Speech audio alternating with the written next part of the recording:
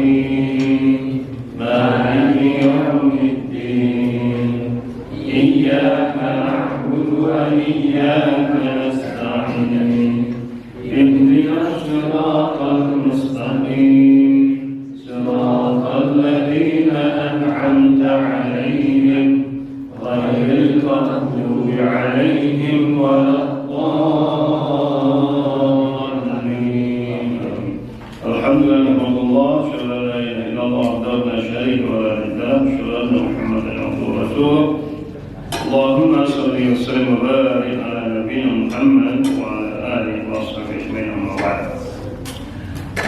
Kita sampai ayat ke-9 kalau nggak salah ya kemarin, dan sekarang kita masuk ayat ke-10, 11, 12, 13, 14 insyaallah. Saya baca dulu, disimak. A'udzu billahi minasy syaithanir rajim. قل أرأيتم إن كان من عند الله وكفرتم به وشهد شاهد من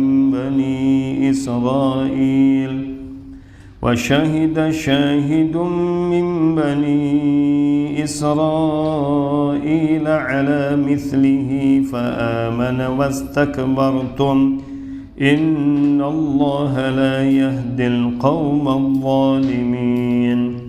وقال الذين كفروا للذين آمنوا لو كان خيرا ما سبقونا إليه وإذ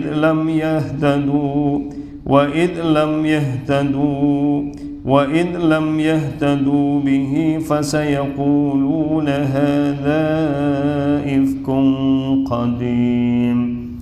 ومن قبله كتاب موسى إماما ورحمة وهذا كتاب مصدق لسانا عربيا لينذر الذين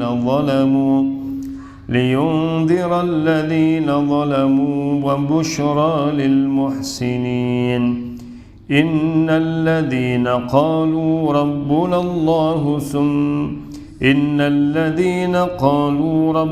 الله ثم استقاموا فلا خوف عليهم ولا هم يحزنون.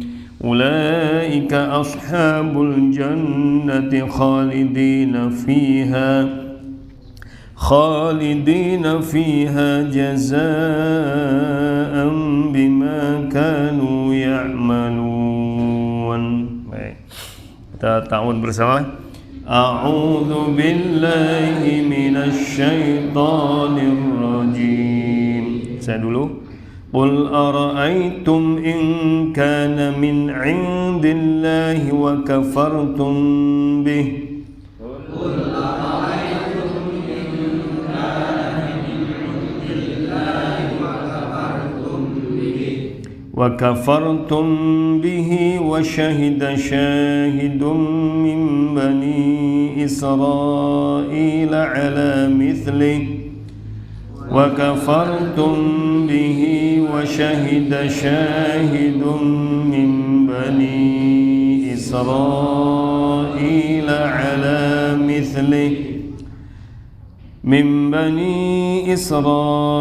على مثله فآمن واستكبرتم من بني إسرائيل على مثله فآمن واستكبرتم إن الله لا يهدي القوم الظالمين. إن الله لا يهدي القوم الظالمين. وقال الذين كفروا للذين آمنوا لو كان خيرا ما سبقونا إليه.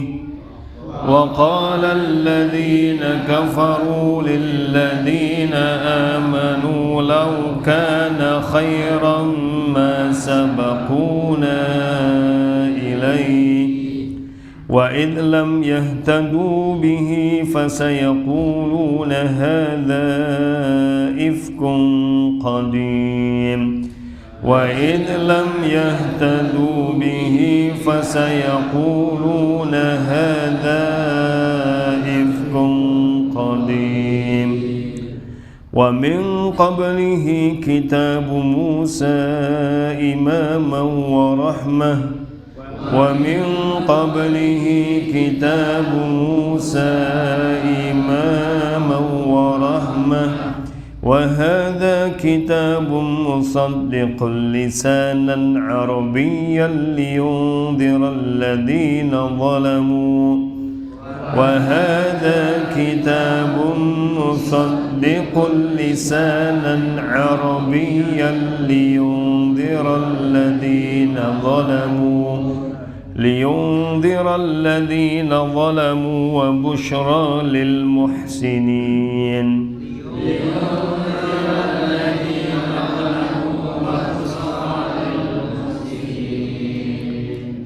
إن الذين قالوا ربنا الله ثم استقاموا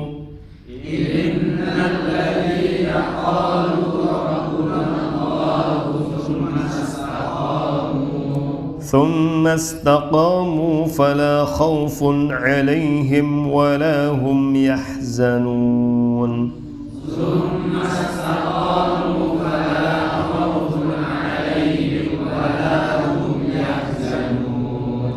أولئك أصحاب الجنة خالدين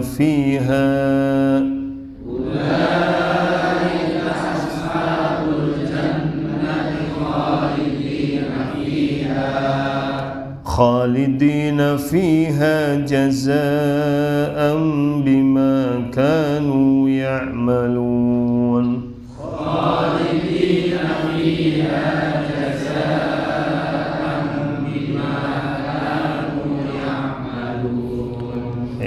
Terjemahnya dulu. Qul, katakanlah, ya, Allah memerintahkan kepada Nabi Muhammad sallallahu alaihi wasallam untuk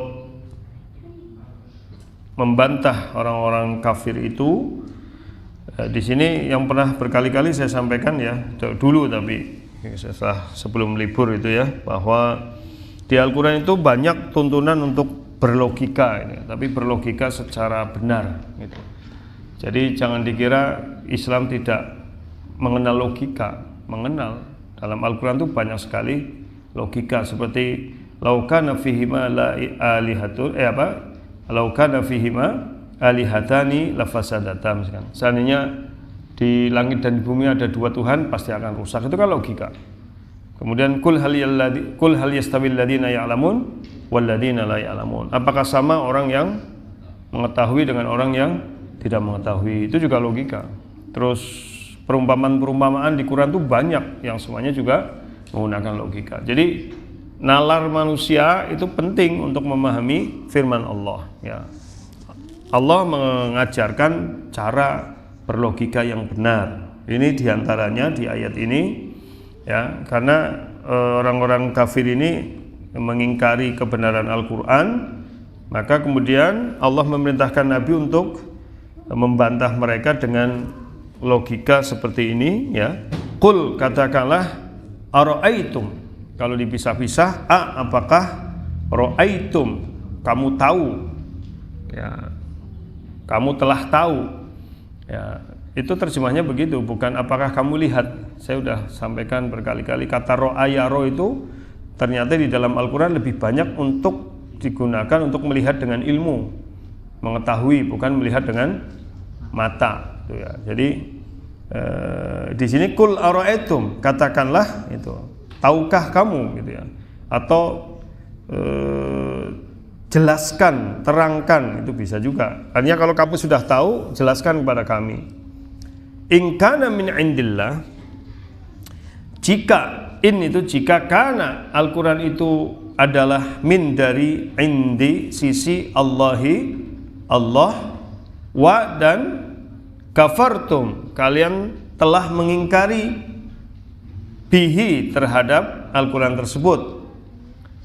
Wa, padahal ya, wa itu bisa diartikan dan sebenarnya arti dasarnya, tapi lihat konteks, kadang diartikan padahal juga, kadang diartikan dan kadang juga padahal. Wa padahal syahida telah bersaksi, ya. Kalau syahada itu menyaksikan. Syahada panjang sinnya, syahada yusyahidu musyahadah, itu menyaksikan. Kalau syahida bersaksi. Syahidun seorang saksi min dari Bani Israel, ya. Dalam beberapa riwayat dikatakan dalam berbagai tafsir, seorang saksi dari Bani Israel ini namanya Abdussalam, ya, Abdussalam. Jadi Abdussalam ini orang dari Bani Israel yang dia bersaksi kemudian masuk Islam, ya. Bani Israel pernah saya sampaikan, Bani itu apa? Ya, anak-anak keturunan lah. Jadi Bani udah tahu kita. Isra itu Abdun il Allah. Jadi Israel itu sebenarnya artinya adalah Abdullah.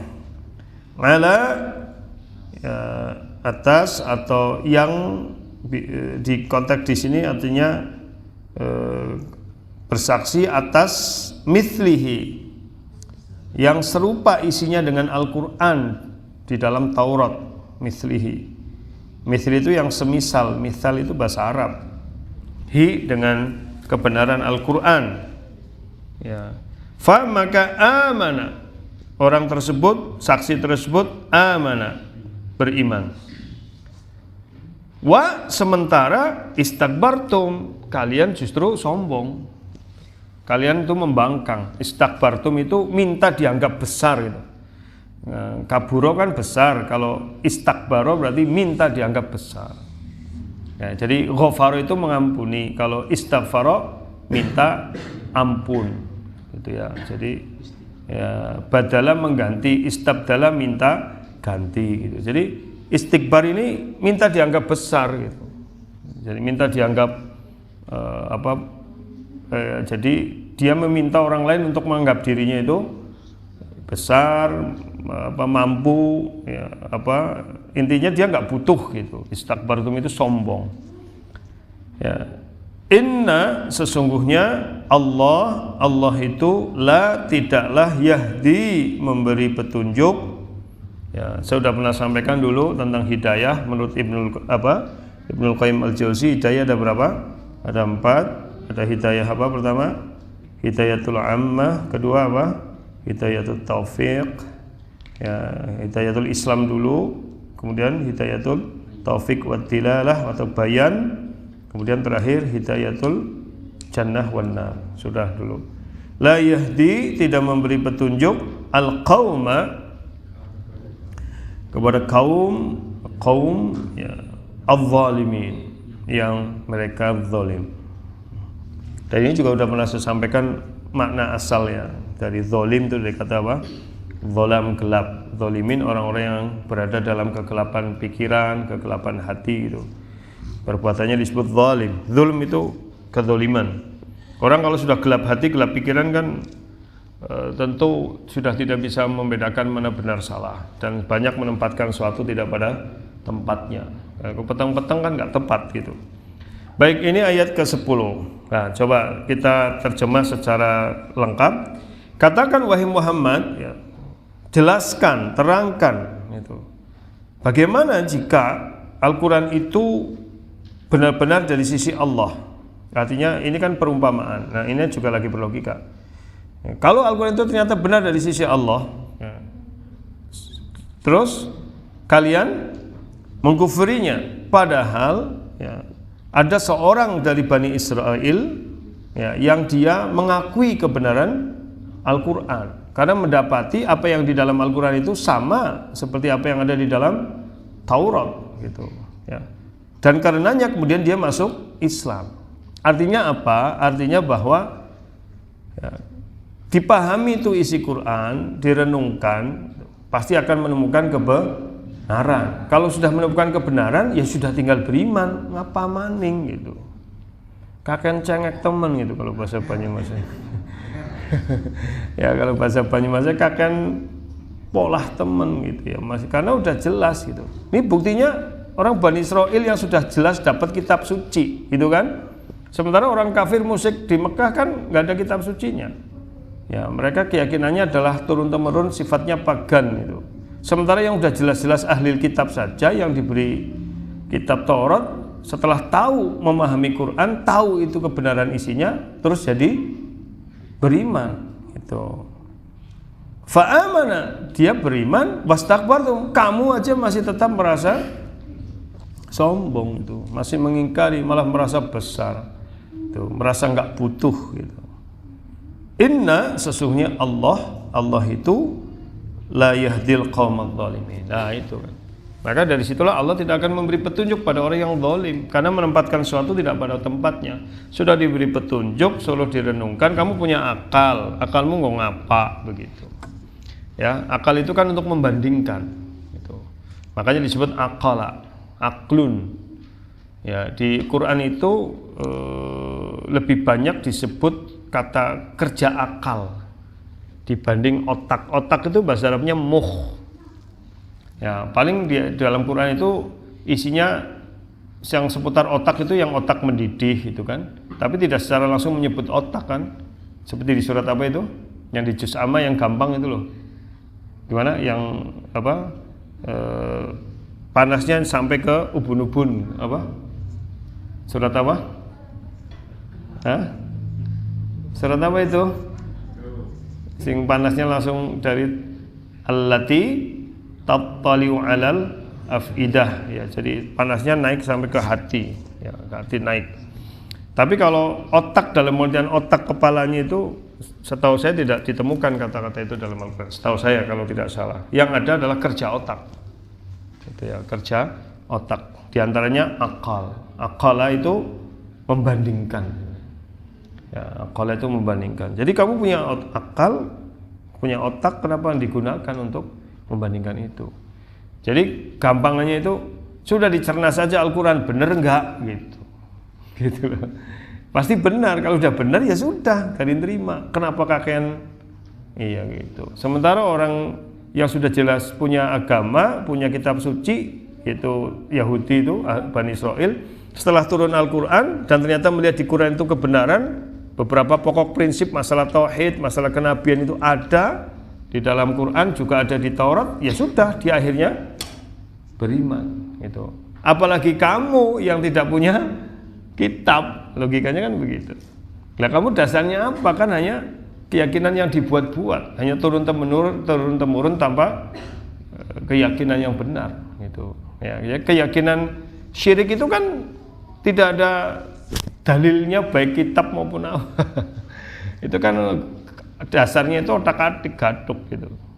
Ya, otak-atik gaduk gini-gini udah diyakini gitu. Terus fenomena alam dipahami sepilas langsung diyakini gitu. Ya kan pernah saya sampaikan fenomena alam ini yang walaupun syirik kecil ya, tetapi bagian daripada kesyirikan gitu.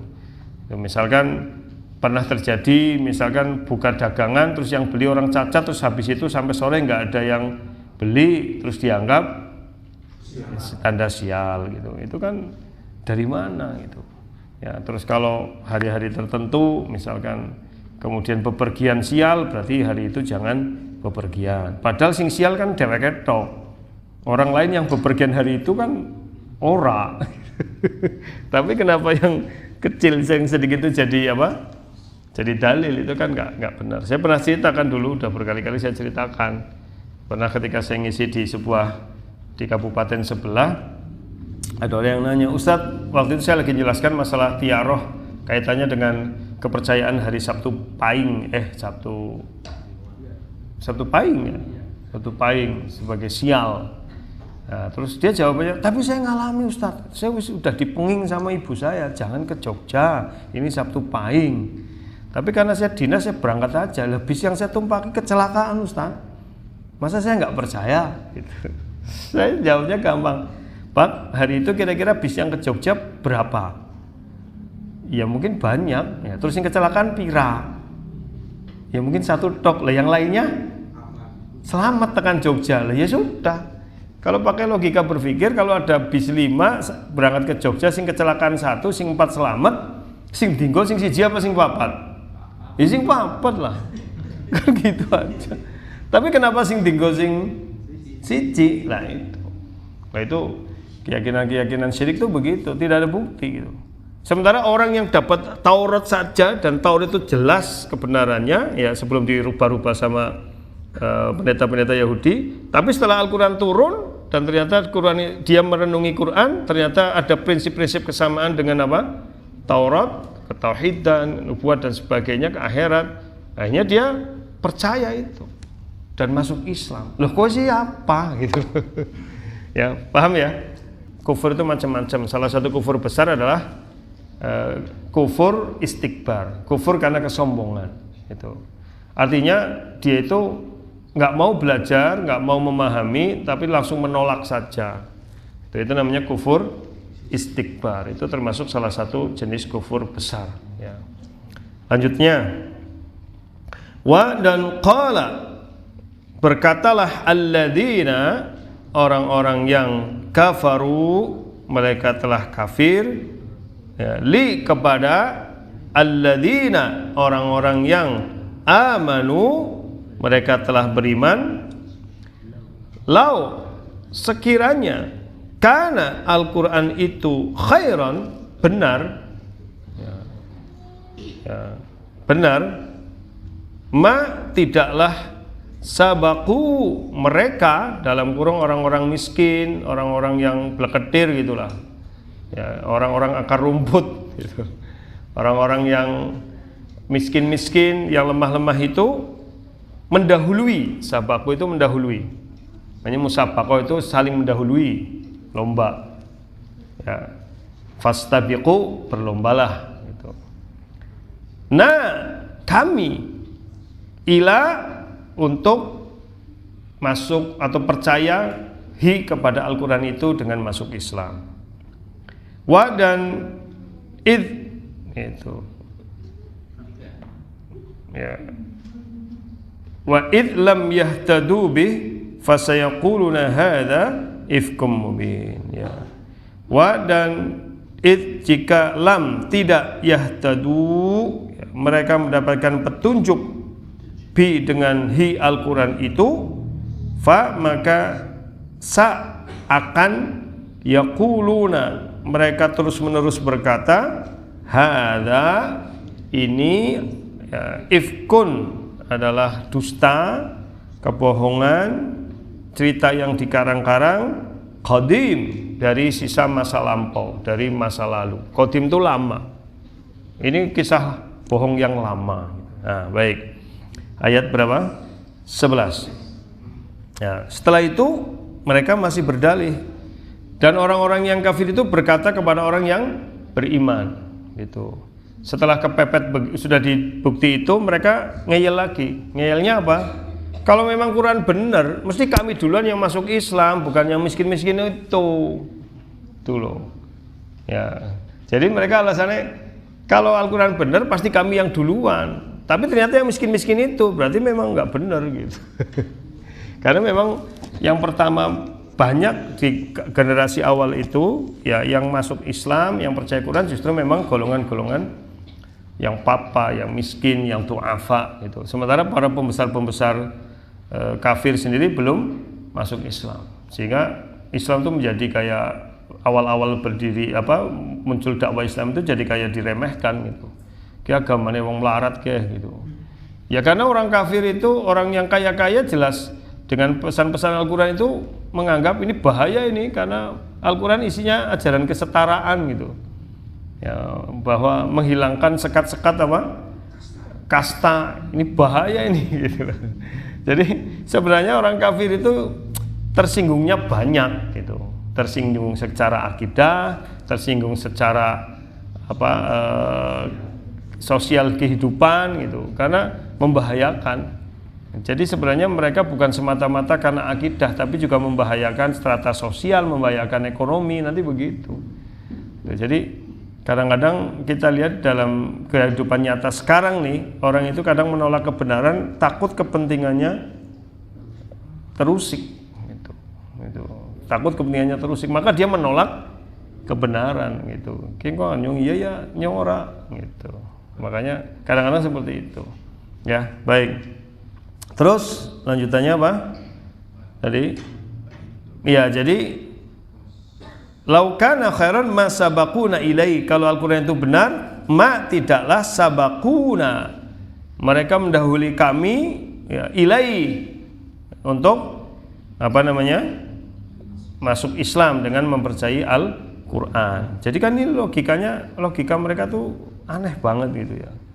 Jadi kalau setelah bukannya mikir malah jawabannya Al-Qur'an pancen bener mesti nyong diisi sing mlebu, ora mungkin sing kae lho. Emang kok siapa gitu. Ini beberapa mufasir mengatakan emang mereka siapa itu? Mereka itu menganggap dirinya itu sebagai ukuran standar kebenaran itu, standar kebaikan. Jadi di zaman jahiliyah waktu itu memang orang-orang kebenaran itu kayak di tangan penguasa lah gitu. Siapa yang kaya ya dia memegang kebenaran. Jadi wong sing sugih sing berkuasa ngomong A ya rakyat jelata melu A gitu. Walaupun jane nolak tapi wong gena ora mampu sih ya. Terus wa idlam yahtadu bihi, dan jika mereka tidak mendapatkan petunjuk dengannya, ya itu mereka tidak mendapatkan, jelas mereka yang begitu tidak akan mendapatkan petunjuk dengan Al-Qur'an. Mereka akan ngomong ini adalah Al-Qur'an ini adalah kisah bohong, karangan-karangan orang yang bohong yang lama, qadim itu lama. Ini kebohongan lama ini gitu. Jadi mereka begitu. Jadi ini seperti ini sebenarnya setiap zaman selalu ada lah ya.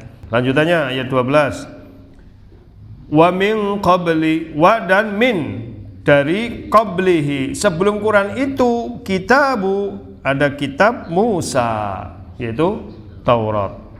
Ya, maksudnya apa? Padahal sebelum Al-Quran itu sudah pernah turun kitab sebelumnya, yaitu kitabnya Musa, imama sebagai petunjuk. Imam itu artinya sebagai yang di depan, petunjuk. Wa dan rahmah, dan sebagai rahmat dari Allah. Wa hadza, dan ini maksudnya Al-Quran ini kitab, merupakan kitab. Dulu udah pernah saya sampaikan arti dasar kitab apa? Kitab apa? Kumpulan catatan atau ketetapan, maka disebut kitab. Dari kata kataba itu menulis, menetapkan. Ya, kutiba alaikumusiyam, diwajibkan, ditetapkan. Jadi itulah bahasa Arab, ada maknanya masing-masing. Kan Al-Quran 4 nama yang terkenal, saya sudah jelaskan dulu di awal. Satu apa? Al-Quran, artinya apa?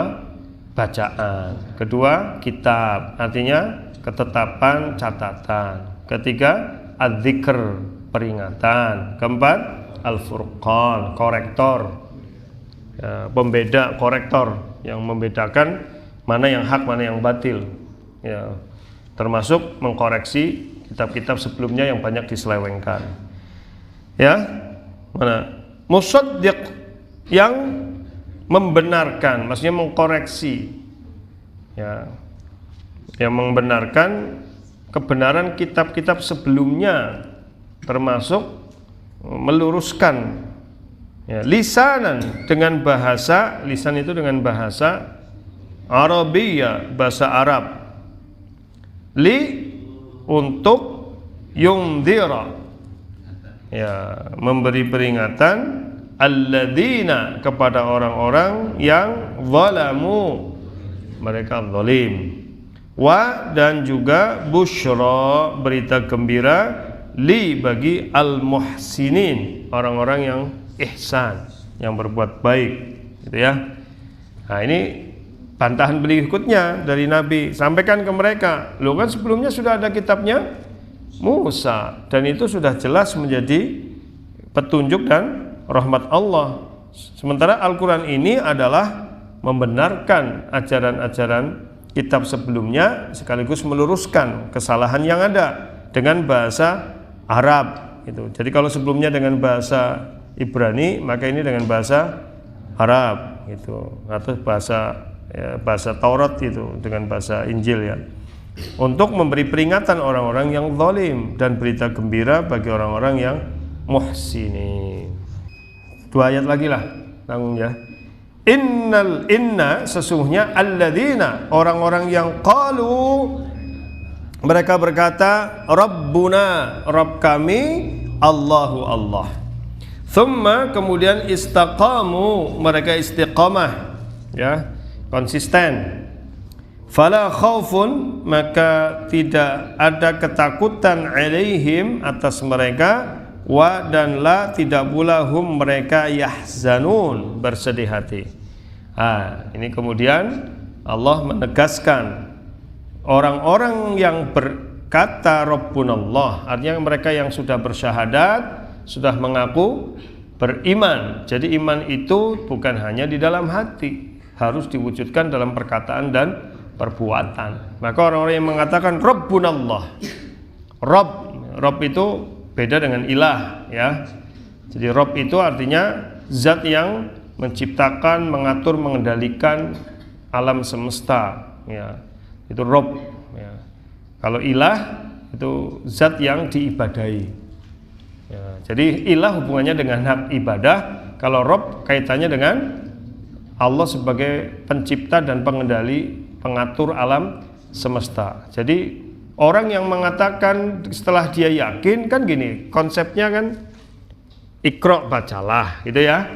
Baca itu apa? Perhatikan apa yang ada di langit dan di bumi. Oh, ternyata semuanya sudah teratur. Kan nggak mungkin teratur sendiri, pasti ada yang mengaturnya. Semuanya berada dalam satu kendali. Walahu aslama man fis samawati wal ard tau'a wa karha wa ilaihi yurja'un. Surat apa? Al-Imran. Ya, ayat berapa? 83 atau 82 itu. Ya, kepadanya telah tunduk patuh semua yang ada di langit dan di bumi, baik terpaksa maupun sukarela, dan semuanya akan kembali kepadanya. Maka kemudian dia juga berpikir, nyong juga iya. Buktinya apa? Saya nggak pernah pesan mau jadi laki-laki, nggak pernah pesan mau lahir, nggak pernah pesan di Indonesia, nggak pernah pesan wajah kayak gini. Tapi kalau nyong kayak gini, berarti sudah berada dalam kendali Allah. Itu. Kalau mau mikir, disitulah dia sadar kalau semuanya udah tunduk patuh kepada Allah, kenapa saya tidak? Bersyahadatlah saya, gitu loh konsepnya. Maka syahadat itu wujud persaksian, asyhadu alla ilaha illallah wa asyhadu anna Muhammad Rasulullah, bahwa tidak ada zat yang berhak diibadahi kecuali Dia, karena Dia Rabb.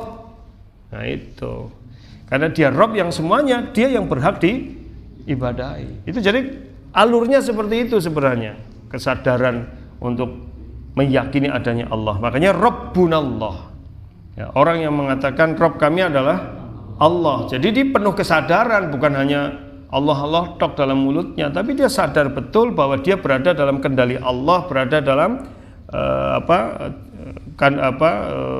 aturan Allah gitu. Kita diciptakan, kita diatur semuanya. Summa kemudian istaqamu, mereka tetap teguh dalam keislamannya. Istiqamah itu kan lurus, istiqamah, tegak. Ya, jadi berada dalam kebaikan terus menerus. Kalau Imam As-Sa'di dan tafsir-tafsir yang lain mengatakan ya mereka menjaga tauhid, beramal soleh begitu. Ya. Kemudian maka kalau orang sudah begini nih, la khauf, ya, sudah tidak takut menghadapi apa yang akan terjadi. Jadi penafsiran para ulama, khauf itu karena dia yakin Allah yang mengatur segalanya, ya, Allah sudah mengatur rizki, menciptakan kematian, kehidupan, menciptakan solusi, menciptakan masalah, menciptakan gempa, menciptakan banjir, menciptakan kebaikan, menciptakan pahala, menciptakan semuanya, maka tidak perlu takut. Itu artinya semuanya ini sudah berada dalam aturan Allah Ta'ala. Gitu. Sak dermo anglakauni kawulaning Allah, orang Gusti Allah. Gitu. Kita itu melaksanakan ibadah, ya udah mengikuti alur yang sudah Allah buat. Nah, insya Allah kepenak begitu. Ya, jadi tidak perlu takut. Ini santri nanti ke depan saya mau jadi apa? Dadi wong insya Allah. Orang dadi kewan ora. Dadi wong tenang bae. Orang ini dadi kewan ora. Itu. Orang asing berubah jadi megaloman. Oh, megaloman orang ngerti zaman sih. Tua banget megaloman tahun 80-an. Jadi apa? Berubah gitu, nggak ada. Ya. Power Rangers ya tua juga gue, Pak. Bocah-bocah sih orang ngerti. Ya gitu. Ya. Itu fala khauf. Jadi nggak perlu takut masa depan. nggak takut, yakin sama Allah kok. Begitu. Sudah diatur semuanya, tinggal kita mengikuti aturannya, sudah begitu. Kan cuma hidup kan ikhtiar, pilihan, usaha dengan pilihan. Ya, supaya pilihannya tidak salah, ngaji, mengerti ilmune. Wis milih, tapi kira-kira kepriwe ya? Donga, mohon petunjuk. Nyong mandan ora tenang, zikir men tenang. Wis. Itu namanya ikhtiar tuh begitu. Jadi kaitannya ikhtiar dengan mencari ilmu, dengan iman, dengan doa, dengan ibadah itu. Sehingga kita pilihannya baik gitu. Pilihannya baik, diridhoi Allah gitu. Jadi itu yang memahami tentang konsep fala khauf wala hum yahzanun, dan mereka tidak sedang bersedih hati atas apa yang telah terjadi. Sing wis ya wis, move on bae. Ya move on, segera bangkit gitu. Ya, jadi tidak baperan gitu. Ya, kalau orang beriman itu cirinya tidak baperan, tidak gemulai menghadapi masa depan. Yakin gitu. Nah, jadi banyak yang wedi nyong terus baperan.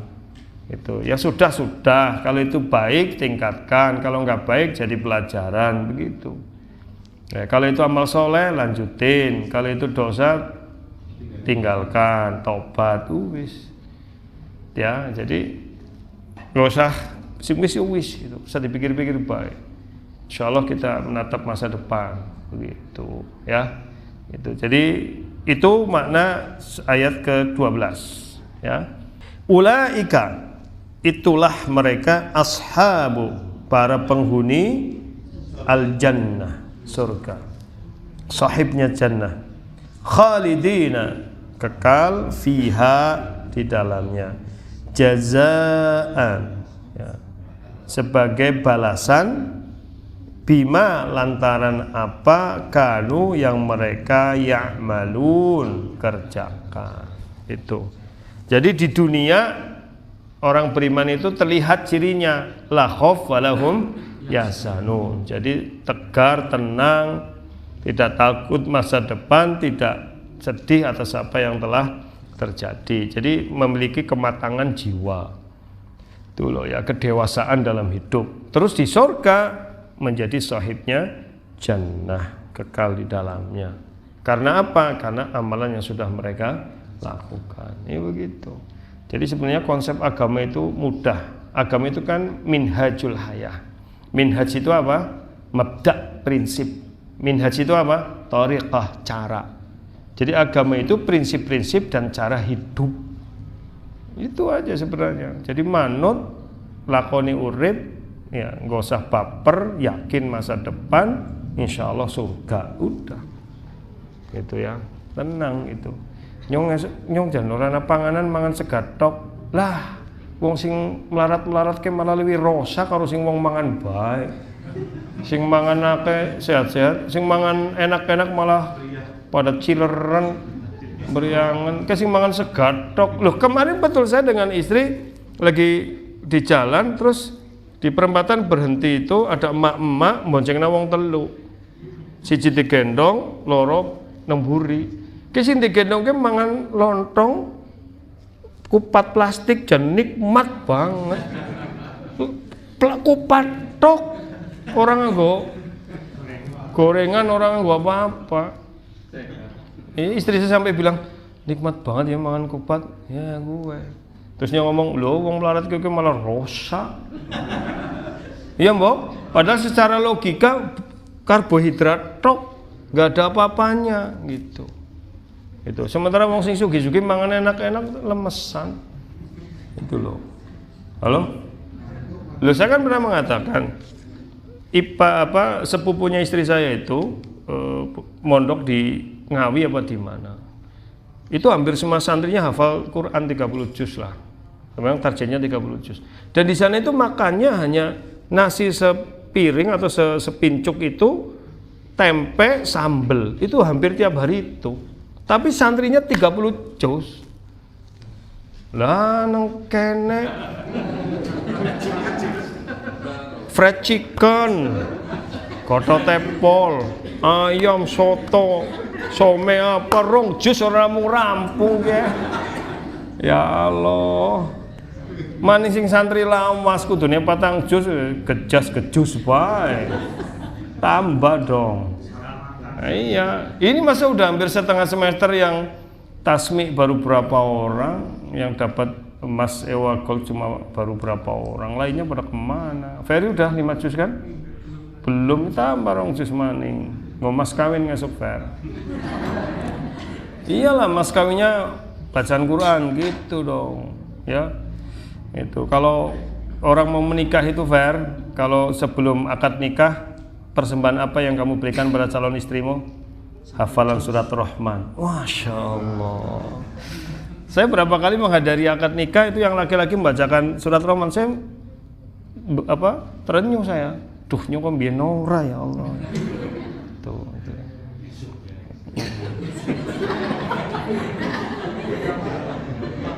Ya sukaro sapa? Oh, Pak Marsono, Pak Dege. Pak Der maning apa? Para kerungu kae. Begitu ya. Jadi nggak jaminan itu, nggak jaminan ternyata itu. Walaupun secara logika bergizi harusnya lebih kuat, lebih ini enggak juga. Gitu. Kayak pemain-pemain bal malah wong desa-desa kabeh kayak mangane ya. Mungkin isinya karbohidrat tok. Wong Jawa kan mangane sega lewe mie, bakwan, mau karbohidrat kabeh. Sega karbohidrat, mie karbohidrat, bakwan karbohidrat, perkedel, kentang, karbohidrat kabeh kuwe.